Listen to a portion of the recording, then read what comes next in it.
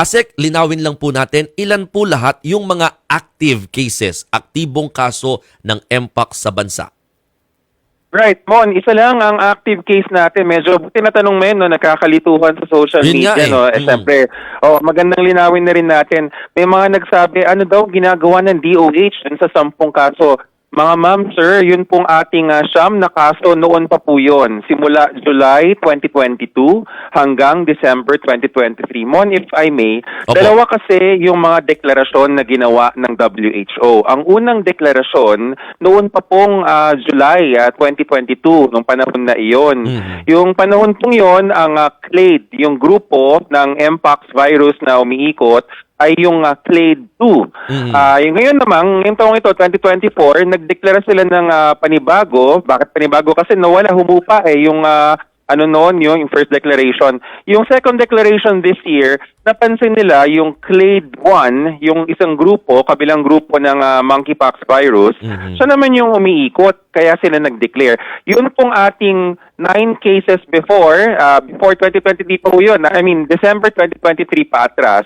Tapos yung bago, yung active, isa lang po. Yun po yung naiulat rin ng Quezon City. Ayun yun. Ayun na lang talaga yung active.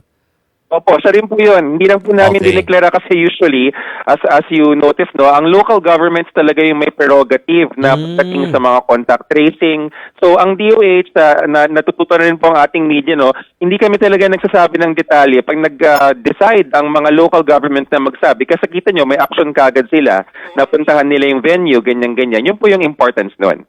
Opo. Again, sir, bakit lang po na dapat LGU mauna? Imbis na dapat at least mas maganda kasi iba pag DOH po ang nagsasabi ng mga ganitong klaseng mga kaso. That's a very good question, Mon. No? Sa sistema kasi ng ating kalusugan, devolved ang health services. Pag sinabi pong devolved, yung delivery, yung paggawa, pagserbisyo. Ang ating pong Republic Act 11332, yung pong sinasabing Notifiable Diseases Act, nakasulat sa Section 7 na kapag ang usapin ay national, tulad ng COVID-19, national yun kasi buong bansa, it is the Secretary of Health.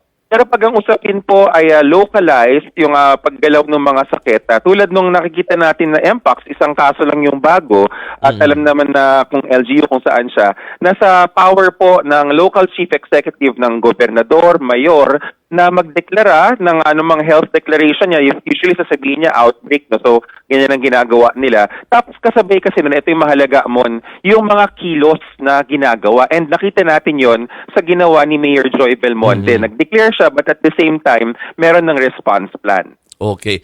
Doc, question regarding po sa Mpox. Yung ano niyan, yung pinaka incubation period. Kasi syempre yun nga, may mga close contact na nakahalubilo itong active case natin. Based sa pag-aaral, gaano katagal ho ba bago maranasan yung sintomas? Ang ating pong incubation period ng Mpox ay nasa 21 days. Ay, tagal! Yes. Alam mo, Mon, ano yan, no? That's both bad news and good news. The bad news is, matagal siya. Talagang matagal ka naka-isolate. The good news is, ito kasing si monkeypox virus, napapansin nyo, nag-iiba ako minsan, Mpox, monkeypox. This is parang kumbaga scientific fact na binago yung pangalan ng sakit, pero yung pangalan ng virus hindi. Okay. So, yung incubation period natin ay 21 days. Bad news yun dahil, hassle po siya dahil hindi ka makakalabas ng 21 days. Pero it's a good news because the monkeypox virus is what you call deoxyribonucleic virus or DNA virus. Hindi siya parang yung COVID virus na RNA virus.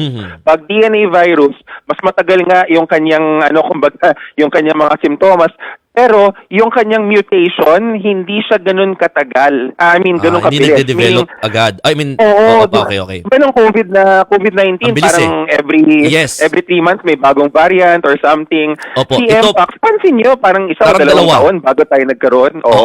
So, yun yung medyo, in a way, it's good news kasi hindi, mabilis magpalit ng anyo, itong virus na to. Mabilis siyang masupol kasi nga kaya nating tukuyin. Ma-expound mo niya, Doc, yung variant nitong Mpox. Kanina may binabanggit ka po, no? Yung Clade 1. Tama mo ba ako? Yes, yes. Clade 1 and Clade 2. Okay, sabihin uli natin yan, no? At bakit importante? By the way, yes, kahapon, nakuha na ni Secretary Herbosa yung resulta. Nag-report sa kanya ang Research Institute for Tropical Medicine. Yung nakita pong kaso ng MPOX sa atin, yung pong nakita rin sa QC, isa lang po siya. Siya po ay nakitaan ng sinasabing Clade 2. Bakit importante to at bakit ito Ano ba ay in a difference way doon, Doc? magandang Mabilis balita? lang. Ano po ba difference ng dalawa? Yeah. Oo, kasi yung Clade 2, mild siya. Yung Clade 1, yun yung medyo kinakabahan in WHO ngayon. Na mukhang nakikita nila na mukhang more severe, kaya nag-declare sila ng outbreak this year. Mhm. Okay. So, mas ano pala, itong Clade 1, mas delikado? Hindi Mas naman. mabagsik. Mas mabagsik si Clade Mas 1. mabagsik. Ang nakikita ng WHO. Dapat bang matakot, Doc, ASEC, yung mga naging close contact nung case na nasa QC? Kasi yun nga, may mga nakasama o na-encounter po ito sa spa at saka sa dermatology clinic.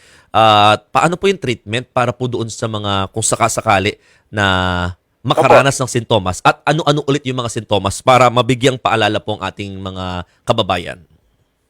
Yes, wag silang matatakot at ating mga kababayan, wag na rin matatakot kasi po ang MPOX ay tinatawag na self-resolving disease. Nakakatakot lang po siya. Yung sinasabi yung bakit mabagsik yung Clade 1 kasi nakita nila maraming mga tao sa Africa na apektado ang immunocompromised, yung mahina ang resistensya. Kung sa pangkaraniwang tao na hindi naman immunocompromised at malamang sa malamang marami din sa mga close contacts ay mga karaniwan ng pangangatawan at hindi immunocompromised, hindi yan high risk. So, ano bang mga simptomas? Habang nag-aantay sila ng 21 days, babantayan po nila ang kanilang balat at importante yung buong katawan po, no? Kung merong kasama sa bahay, pakitingnan yung likod, yan. Siyempre yung mga tagutugong bahagi ng katawan kayo na bahala. Pero important yun kasi yung pinaka-sintomas natin, mga butlig. Yung mga butlig na Dok, totoo ba nagsisimula yung nga picture na lumabas? matubig. Totoo yung picture na lumabas na malalaking bilog. Ang lalaki ho nung, parang hindi lang basta butlig yun, na mangitim-ngitim pa nga eh. Ang Okay. dami. That's a very good question. Kasi pag tinignan natin, merong range ng size. Merong maliliit na butlig, may mga malalaki. Oh Yung my. ating Clade 2, karaniwan, yung maliliit yung nakikita. Okay. Yung ating Clade 1, medyo Yung malalaki. nakikita nila yung malalaking version. Yes. Pero, kaya ito yung challenge mo, no? So, usually, pag tinatanong ako, meron akong scripted description. Pag sinabi kong scripted, yun ang nakasulat sa mga libro eh. Pero ang pinakamagandang gawin is lumapit sa isang dermatologist, kumonsulta, kasi sila talaga yung expert na kahit anong size niyan, kahit anong itsura, isang tingin, kaya nilang sabihin, mukhang meron kang bigtas, MPOX, marami kasi yan eh. But to answer your question briefly and quickly, may butlig siya na yung MPOX na nagtutubig sa simula, tapos yung pagtutubig na yon nagiging nana pag tumagal. At pagka 3 weeks na or 2 to 3 weeks, nawawala na siya, natutuyo at nagiging langib. Ayun. Yung picture parang nangingitim-ngitim pa, Dok.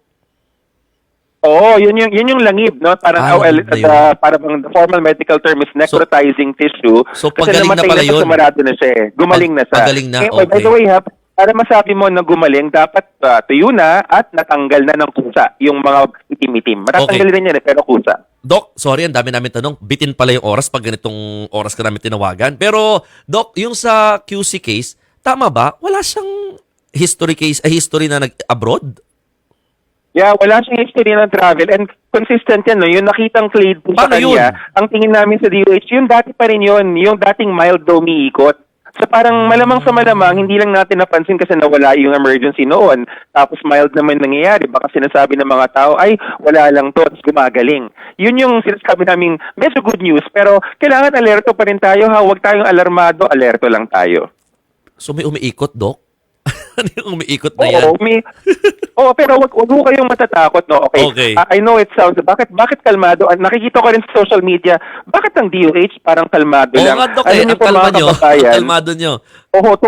Tungkulin kasi ng mga doktor na aming harapin Oo, ng mga tama sakit. naman. Kasama yan sa training namin. Tama Pag kami naman. ho kasi isipin nyo, kung kami nagwawala at nagka-training, Di ba lamang lalo ho kami? Tama. yun na nga. So, ganoon ho talaga ang doktor. So, wala ho kayong makikitang doktor sa loob ng ospital na nagpapanik. Pero na lang kung may nag-aagaw buhay. Tama. Oo naman. Pero, Doc naman, nakakabiti naman to ASEC. Pero, nako, salamat po ASEC ha, sa inyong oras. May mga tanong pa po kami pero i-reserve na ho namin sa ibang pagkakataon. At hingi po Anytime, kami ng Mon. update. patungkulo dito. Maraming salamat. That's ASEC Albert Domingo. Thank you, ASEC. Okay.